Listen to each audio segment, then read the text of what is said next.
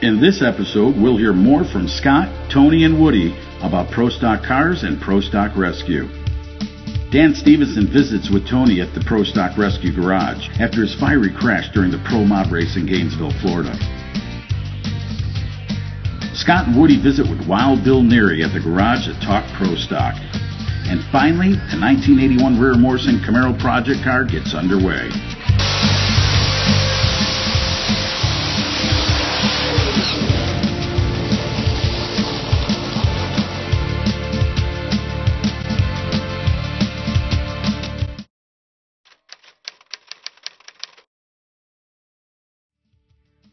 These Pro Stock cars we're doing, they are the original. Pro Stock starts out as they're sort of a modified production or super stock cars, and then they form the Pro Stock class. Bill Jenkins, Wally Booth, Sox Martin, they all kind of take their already racing cars and they say Pro Stock. A few years later, all of a sudden now these cars are transformed. A couple years after that, tube frames, all this.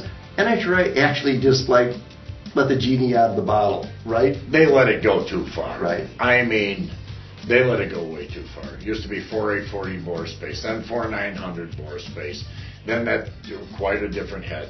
Now everybody gets their cylinder heads from one guy. Now fuel injection. Hey, Pro Stock to me right now is stupid. Okay? Nobody. 15 cars. We used to pull into Gainesville and race Pro Stock. There used to be 40 to 50 cars trying to get into a 16-car field at Pro Stock. Now we're lucky to get a 15-car field into a 16-car program. My dream, seeing 16 cars, nostalgic Pro Stock cars. And I'm not talking about bracket cars with paint jobs or, street cars that just happen to be the year a Pro Stock car could be. I'm talking about 16 cars like you have in the shop, Bill Neary, Ted Peters, Scott Venny, George Kubis, Mike Ruth. It's over. And they all look the same.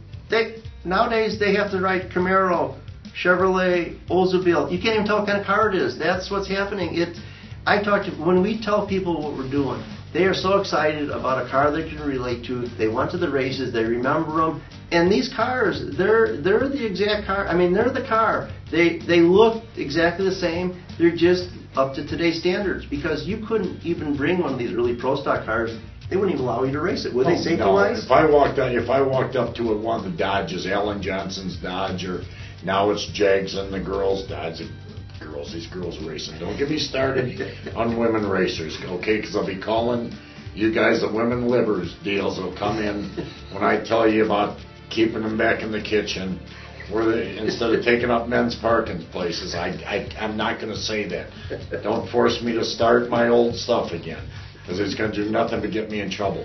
But Eric Anders, God bless her soul, woman winning Pro Stock championship for 2 years. It's just like, it eats my insides. But anyway, if I took the labels off of those Dodge cars and I told you that's a Camaro, you wouldn't even know. You wouldn't even know it. A Ford. You wouldn't even know it. They're all the same.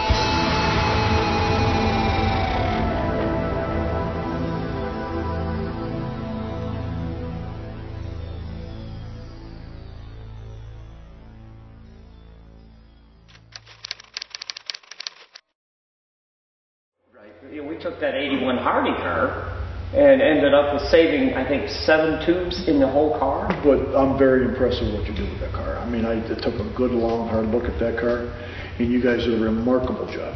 A fantastic job of what you've done, and look at what you have. You have a part of history there that you've taken and brought to today's standards. Well, I always wanted to do a Camaro, and that era Camaro was my favorite for Pro Stock. And when Woody and I saw your car, I commented to Woody many times, oh, I just love that car. And when seeing your car, we knew that's the detail we wanted to put in this. We wanted a really top-notch, 100% race car that we could do anything with.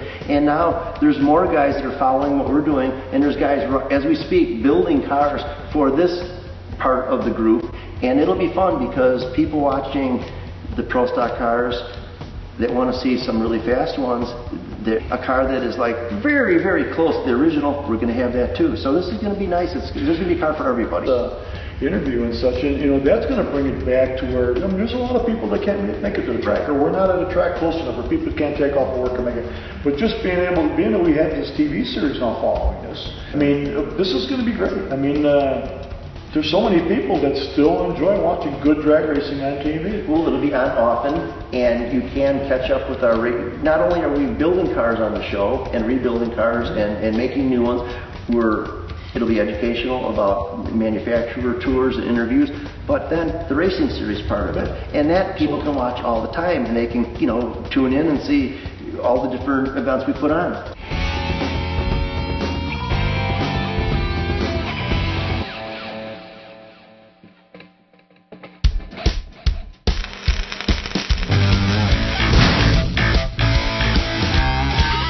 Our goal is to build a 1981 Chevrolet Camaro that looked very close to the original Rear Morrison 1981 Pro Stock Camaro and modify it with the safety requirements needed in today's Pro Stock cars.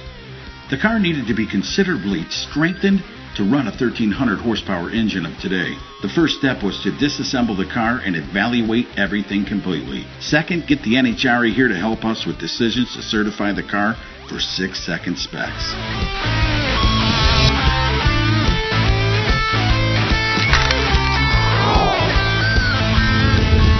Here's some of the things we found to be okay. The original Don Hardy NHRA Pro Stock with ID tag and much of the original car intact. Body in extremely good condition. Fiberglass front end and fiberglass doors, excellent condition. Very nice 588 cubic inch rear Morrison engine. Original Kreger Super Trick wheels in excellent condition. Current style American racing wheels and rear bead locks in excellent condition. Gauges and electronics are excellent and reusable. Here's the things we found that will need to be modified or fabricated. No drive shaft safety containment. Poor brakes. Inadequate rear axle and rear end for today's power levels. Inferior welding and fabrication on several areas of the chassis. The 4-link suspension is undersized for today's power. Front suspension and steering poorly repaired. Front end geometry is way off. Wheelie bars are insufficient. Wiring needs to be completely replaced. Original headlights and grille were removed.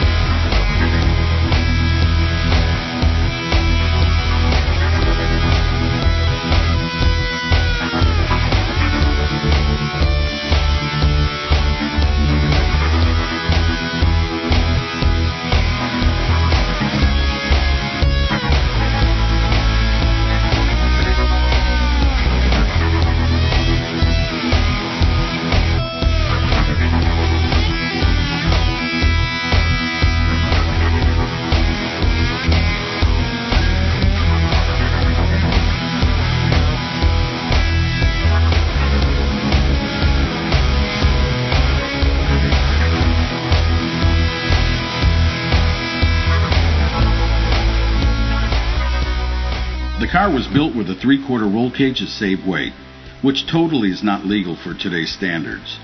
Also, there is much more tubing required in the driver's compartment to meet today's specs and will require some major changes to the chassis.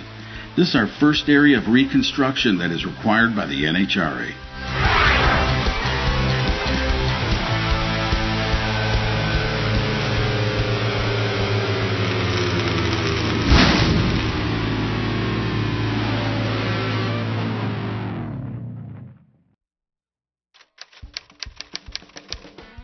To get this chassis certified, this is the area that we have to work on. From the main hoop of the roll bar to this firewall tube. That's the only thing NHRA is really concerned about for safety.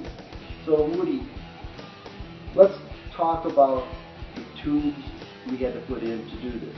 Okay, if you remember, the first ones we put in was this rear cross member because it was non-existent. Okay. It did this tube here, this tube, and its sister tube over there weren't even in the car. Okay. Okay, so that was the first thing we did. After we did that, we replaced this tube here from this section out because it was undersized. Well, and I remember this was a 3/4 roll cage, which means it only came to this part of the car about 3/4 of the width. They weren't worried about a passenger seat or anything. It was just the driver's side, so they came 3/4.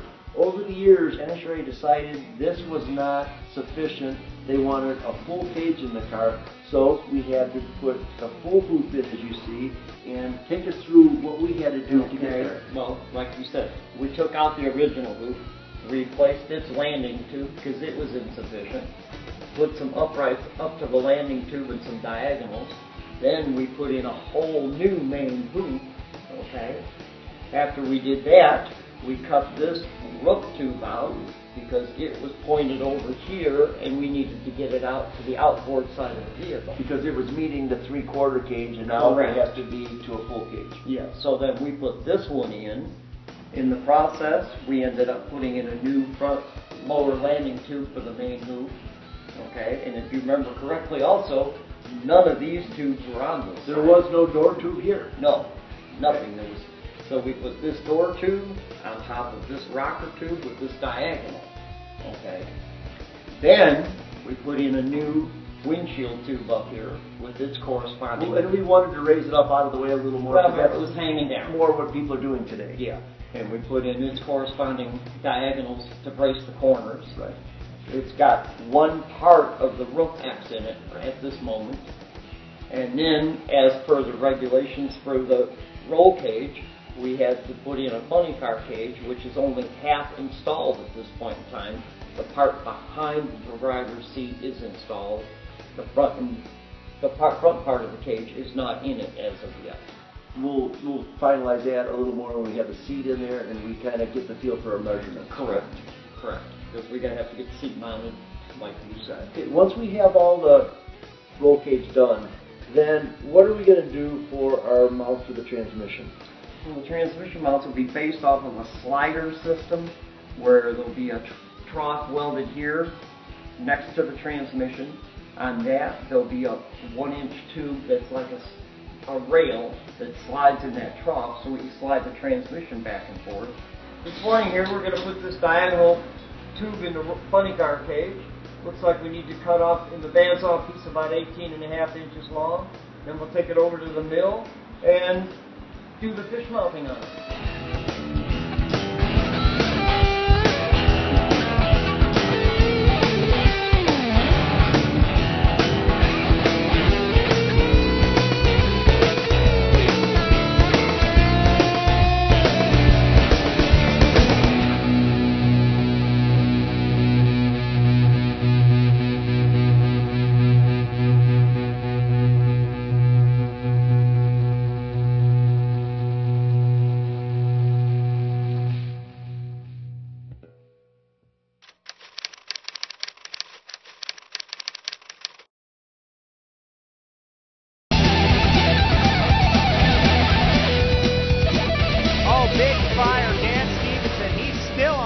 That thing is burning 6068 2:30, and Dan Stevenson has got an inferno going down there on the right-hand side of the racetrack. Check out the summit side. That thing is going up in a big way. The safety safari is rolling, and Dan Stevenson lit it up just about the 8th mile mark. The NHRA Safety Safari is going to get down there and attend to Dan. Here it is Sunday. I mean, we've been up here for 3-4 days, okay, working on this new project. And all of a sudden Friday, I look in the newspaper, one of my great friends, Dan Stevenson's, down in Gainesville racing. Here it is, I'm watching him run. Worst accident I've ever seen as far as an explosion. And lo and behold, I call him, I get a hold of him in the ambulance. I wish I was there with him, but unfortunately, I wasn't. Sorry, Dan. Thanks, Dan. But that's how stuff goes. So anyway, he gets on a plane, flies back. I said, Dan, see if you can come over here. And here he is 2 days later. Are you still feeling okay? I'm still feeling fine. Car, not so much. The car's pretty much totaled, I believe, but we haven't dug into it that deep just yet. What happened?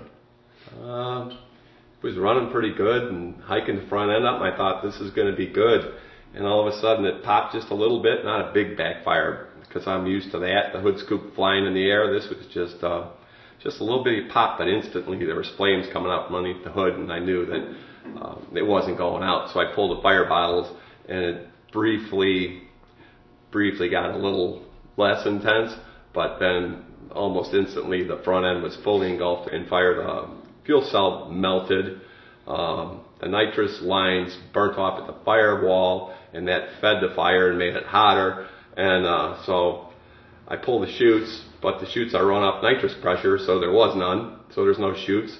I hit the brakes, and the brake lines were already burnt off, so there's no brakes, and it's like, shit, I'm on fire, what are you going to do now? And so I got it over into the wall and scrubbed the speed off and got it stopped, and fortunately got out of it, walked away from it, thanks to NHRA Safety Safari and great chassis builders, and I got to say I walked away. Yeah, you did. You want to end your racing career, you could actually say I went out in a blaze of glory, because that was a blaze. The worst fire any of us have ever seen in a Pro Mod car. I've had a lot of them. That's part of Pro Mod racing, but I didn't sign up for that. Never wanted to run a funny car for that reason. Don't want to burn up. But I don't know if I'd build another nitrous car right now. Might have to be a turbo or a blower or something. Well, don't call me to ask me to go racing with you, because I'm about sick of you. Oh, well, I don't much like you either, pal. Nah, I wish I was there. I mean, I'm not going to say this might not have happened if I was there, but we don't know what happened. I mean, you'll never know what happened. You can have all these rocket scientists and everybody will tell you, oh, Dan, this happened, that happened. They're all full of crap.